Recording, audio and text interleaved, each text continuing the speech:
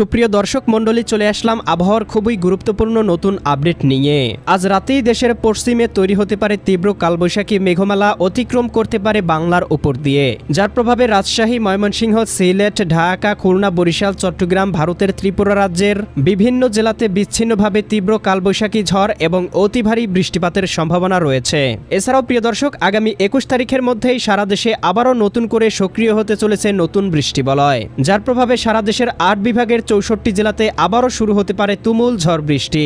এছাড়াও কিন্তু প্রিয় দর্শক, আমরা দেখতে পাচ্ছি আগামী 25 থেকে 26-27 মে এর মধ্যেই বাংলার আকাশে প্রবেশ করতে চলেছে বছরের প্রথম শক্তিশালী মৌসুমী বায়ু, যার প্রভাবে আবারও সারা দেশের 8 বিভাগের 64 জেলায় শুরু হতে পারে বৃষ্টিপাত। এছাড়াও কিন্তু প্রিয় দর্শক, এই মুহূর্তে বাংলার আবহাওয়া পরিষ্কার দেখতে পাচ্ছি এবং শেষ রাতের মধ্যেই এদিকে ময়মনসিংহ, জামালপুর, শেরপুর, নেত্রকোনা, সিলেট, সুনামগঞ্জ, হবিগঞ্জ, মৌলভীবাজার, ঢাকা, নারায়ণগঞ্জ, মুন্সিগঞ্জ, গাজীপুর, মানিকগঞ্জ, নরসিংদী, টাঙ্গাইল, ফরিদপুর, রাজবাড়ী, মাদারীপুর, শরীয়তপুর, গোপালগঞ্জ, কিশোরগঞ্জ, ময়মনসিংহ, জামালপুর, শেরপুর, নেত্রকোনা, সিলেট, সুনামগঞ্জ, হবিগঞ্জ, মৌলভীবাজার, রাজশাহী, সিরাজগঞ্জ, বগুড়া, পাবনা, নাটোর, নওগাঁ, চাঁপাইনবাবগঞ্জ, জয়পুরহাট, এদিকে খুলনা, যশোর, সাতক্ষীরা, বাগেরহাট, ঝিনাইদহ, মাগুরা, নড়াইল, কুষ্টিয়া, চুয়াডাঙ্গা, মেহেরপুর, এদিকে বরিশাল, পটুয়াখালী, ভোলা, বরগুনা, ঝালকাঠি, পিরোজপুর, চট্টগ্রাম, কক্সবাজার, রাঙ্গামাটি, বান্দরবান, খাগড়াছড়ি, নোয়াখালী, লক্ষ্মীপুর, ফেনী, কুমিল্লা, চাঁদপুর, ব্রাহ্মণবাড়িয়া, এই জেলাগুলোতে বিভিন্ন জায়গার আবহাওয়া মেঘলা হয়ে যেতে পারে। এদিকে রংপুর, গাইবান্ধা, কুড়িগ্রাম, নীলফামারী, লালমনিরহাট, দিনাজপুর, ঠাকুরগাঁও, পঞ্চগড়, এই জেলাগুলোর আবহাওয়া শেষ রাত বা আগামীকাল সকালের মধ্যেই মেঘলা হয়ে যেতে পারে।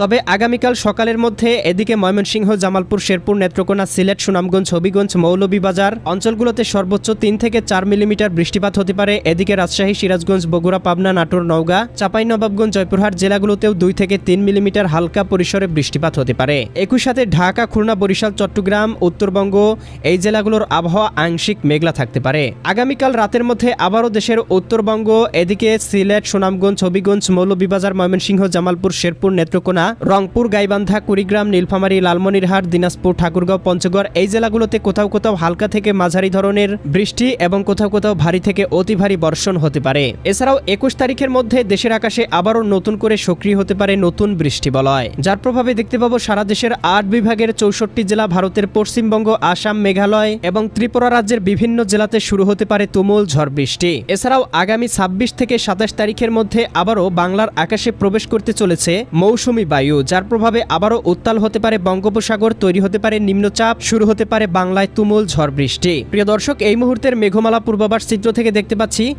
ভারতের পশ্চিমবঙ্গের অঞ্চলগুলোতে তৈরি হতে শুরু করেছে কালবৈশাখী মেঘমালা, যেটি আস্তে আস্তে শক্তি বৃদ্ধি করে বাংলার উপর দিয়ে অতিক্রম করবে এবং এটি কিন্তু ক্রমশই বৃদ্ধি পেতে পারে, যার প্রভাবে কোথাও কোথাও ভারী থেকে অতি ভারী বর্ষণ বয়ে যেতে পারে। এছাড়াও ইতিমধ্যেই দেখতে পাচ্ছি দীঘিনালা, খাগড়াছড়ি, লংদু, মানিকছড়ি, ফাটিকছড়ি, রাঙ্গামাটি, হাটহাজারী, বিলাইছড়ি, রাজস্থলী, রওনছড়ি, সাতকানিয়া, চকুরিয়া, কুতুবদিয়া, মহেশখালী, টেকনাফ, ধানচি অঞ্চলগুলোতে কোথাও কোথাও আংশিক পরিসরে আকাশটা মেঘলা এবং 2-1টি অঞ্চলে হালকা থেকে মাঝারি ধরনের শুরু হয়েছে বৃষ্টিপাত। এছাড়াও সারা দেশের 8 বিভাগের 64 জেলার আকাশেই কুয়াশাচ্ছন্ন আংশিক মেঘমালা রয়েছে।